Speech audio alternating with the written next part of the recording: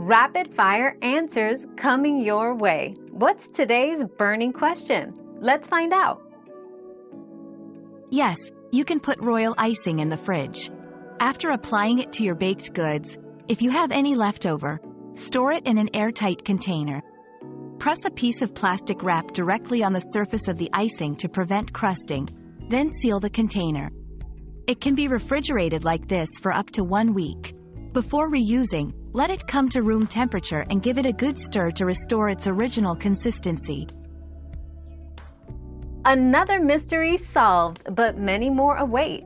Keep up with our daily discoveries by subscribing and turning on notifications.